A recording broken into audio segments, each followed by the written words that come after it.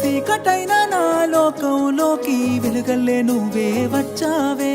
జీవం లేని నా దేహంలోకి ఊపిరై పానాన్ని పోసావే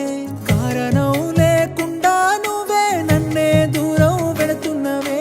నిజమే చెప్పకుండా నన్నే ఇంతలా ఏడిపిస్తున్నవే ఏ జన్మల చేసిన పాపమో నన్నే చుట్టుకుందే